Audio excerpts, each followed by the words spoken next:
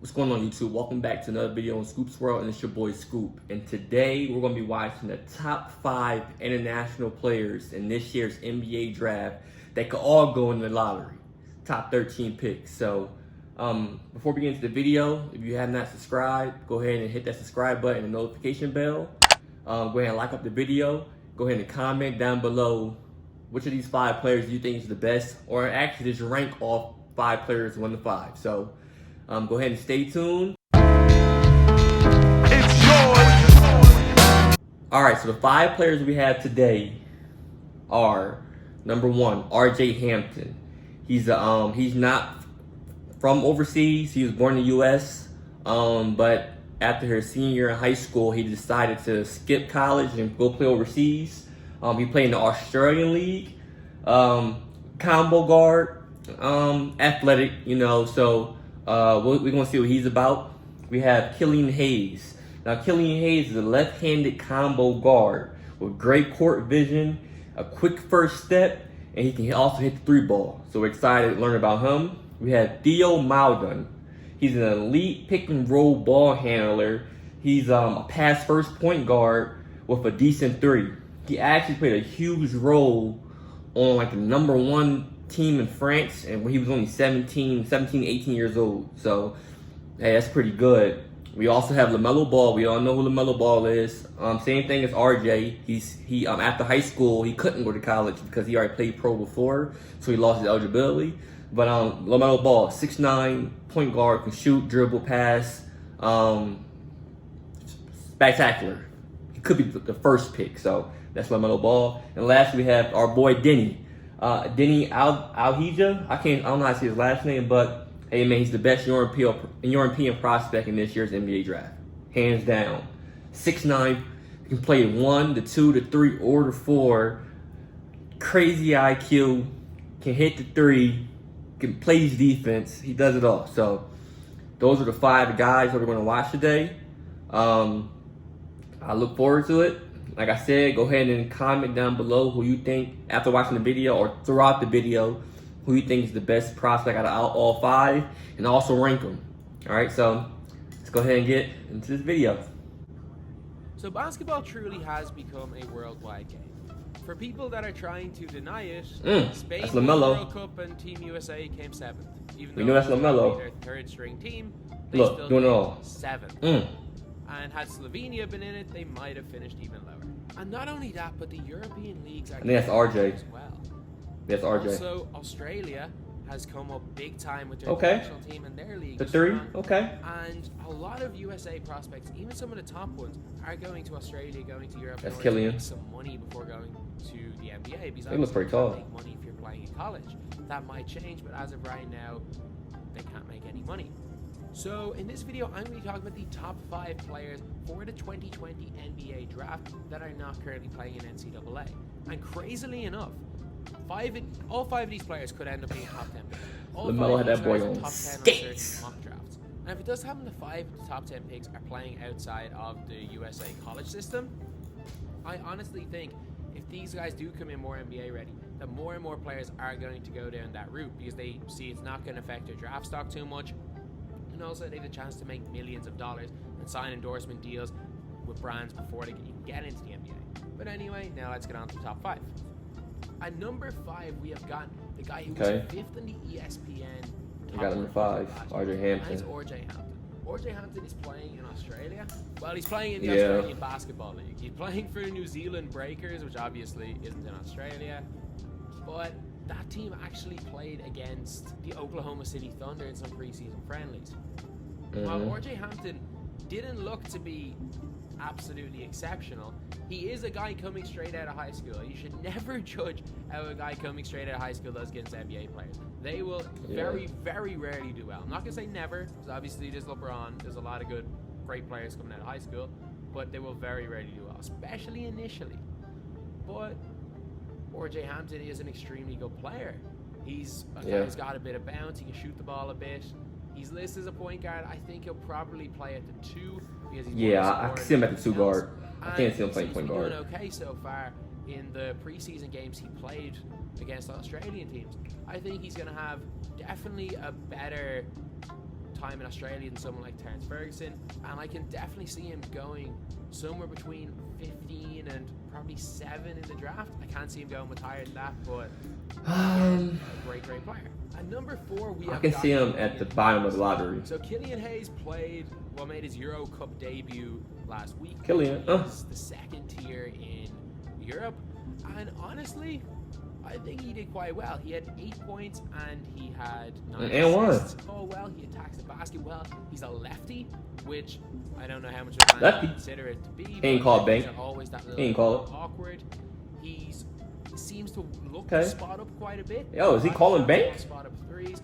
And while he is listed as a point guard, again, he's a kind of combo And guy who play both on and off the ball. He's 6'5". He looks fairly long. He's got a fairly quick first step. He's athletic. Good court vision. While good pass. You're gonna have to see a lot more of him playing in Europe, and it's always hard to judge how players transition from the much more structured basketball in Europe to the more kind of free-flowing basketball in the NBA. Killian Hayes is definitely one of those players that I can see making a big impact in the NBA, where he's allowed kind of use athleticism, where he's allowed to take a little bit more difficult shots. Right now, they got it right. RJ 5, Killian 4. Honestly, I can't see him being a bust. So far, so good. A probable top 10 pick in the 2020 NBA draft. Although I did say pretty much all these things when I was talking to friends about Dante Exum a couple of years ago, so I could be completely wrong with this. And number 3, he does remind me of Dante Exum a little bit. Who actually had a great season last year, playing in Theo. France's top tier. He was actually a backup point guard for the team that won the whole thing. He takes a fairly decent amount of 3-point shots. 44% of shots he does take are threes, which in the modern NBA is not the worst thing in the world to take a lot of 3-pointers. Defensively, he doesn't seem to be too bad. Again, I don't think I've watched enough from him to judge his defense, but offensively, he's an elite player in the pick and roll, which is so important for NBA point guards. He passes the ball well in the pick and roll, and he completely just controls the ball. He's going to be a quieted ball player. He controls the pace of the game. He's going to be an out-and-out point guard. I think I like RJ and Killian better than this guy. Hampton and Killian Hayes are point guards. I wouldn't be that surprised to see both of them playing off the ball quite a lot in the NBA. But Maledon is without question an out-and-out point guard. A guy who I don't know how I feel about this guy, but he is projected to go top 5 in a lot of mock drafts. So nah, he's not going top 5. Nah. 3, because most mock drafts have him ahead of Killian Hayes. I don't know. I just think Killian Hayes is that little bit better.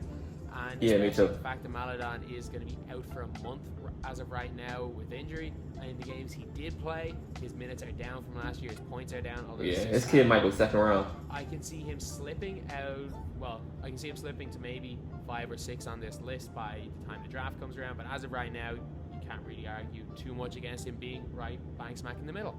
And number 2, we've got the most intriguing prospect in the NBA. They got him number 2. They put Deni on Lamelo. And on a video, something like the curious case of Lamelo Ball's draft stock.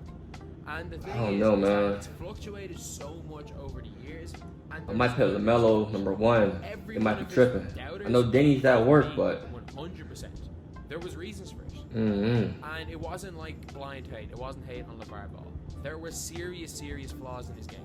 If you ever watched him play in Australia in those exhibition games, if you watched him play in the JBA, it was impossible to see him play actual basketball because they were all like tailored. Every game he played was tailored for him to take as many shots as possible.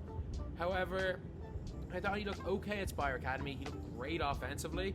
His defense, he just didn't even attempt to play it. However, so far in Australia, he has been fantastic. He played great in a lot of the preseason games. And while obviously you can't really judge too much by how a player plays in preseason, you can kind of see a lot of really good stuff. Top 3 pick. His passing is unbelievable. He still has that. His shot, he's a top 3 pick.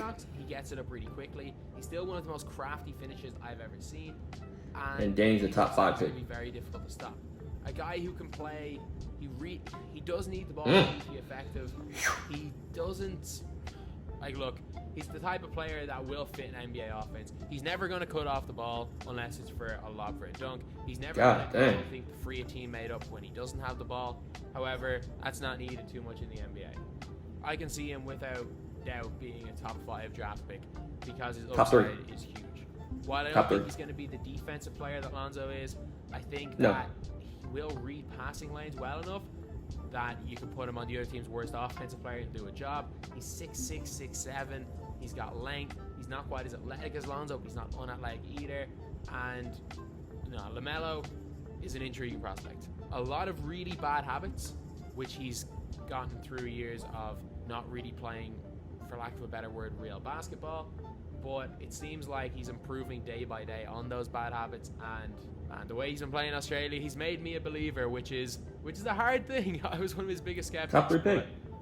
LaMelo Ball, I can see without question, he's worth the risk. He is worth the risk of a top 5 pick, and I think he's going to be up there anyway. And number 1 is a bit of a controversial one. I'm going to put Deni Avdija up there. Maybe it's because I've been watching this guy for years. I started watching him when he was in the All-Star 5 in the 2018 FIBA Under-20s European Championship. He was 3 years younger than all the other players. 3 years. I know. And he was kind of like this spot-up shooter, just kind of a glue guy for the team. However, last year, my God, in the Under-20 FIBA Euros, he was unbelievable. He was a class above. Playing with guys 2 years older than him, he averaged 22 points per 40 minutes. He shot quite well. He hit a couple of massive shots. He seems to be able to handle the ball. While he's not a point guard like a lot of people are claiming he is, he definitely can be used as a primary ball handler. He doesn't have elite quickness, but again, he is quite crafty. His pull is quite nice. He's not going to be the best going to basket, especially at the NBA level. Doesn't have the Doncic level footwork, but I still think he will be able to get a shot off fairly regularly at the NBA level because he is 6'9". He is 6'9", and he plays like he's a point guard, or he can handle the ball. He's going to be a 6'9" small forward. He's going to be fundamentally sound. On defense, one of the massive things with him is he seems to be able to switch very, very well. He seems to be really good at playing help side defense. He seems to have gotten a ton of blocks, although it isn't going to be against NBA level athletes, and I don't know how good he'll be able to do that in the NBA, but the ability even to switch at a European level is huge.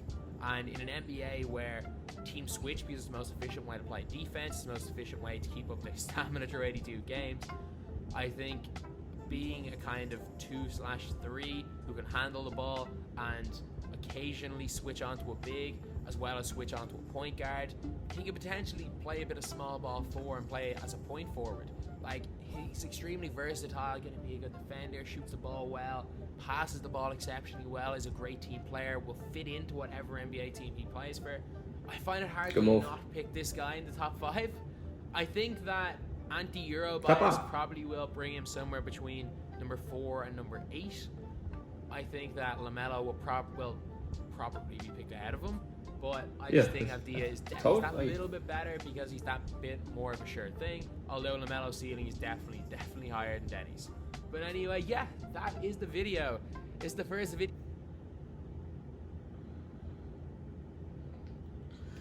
Alright, so, I mean, my rankings, 1 through 5. Number 1, I got Lamelo, top 3 pick. Number 2, I got Deni, top 5 pick. As high as he might go 3, but he's top 5 for sure. The third guy on my list, I have Killian Hayes. He is a lottery guy, so I give him between 10 and 14. Number 4, I got RJ Hampton, lottery guy too. I got him in like the 13 to 24 range. Pick 13 to 24. That's why I got RJ Hampton. And then Theo, I got Theo as a second rounder. You know, so that's my list. You guys comment below. How would you rank these guys, 1 to 5? And like I always say, man, thanks for watching the video with me. If you have not, go ahead and subscribe to the channel. And see you next time.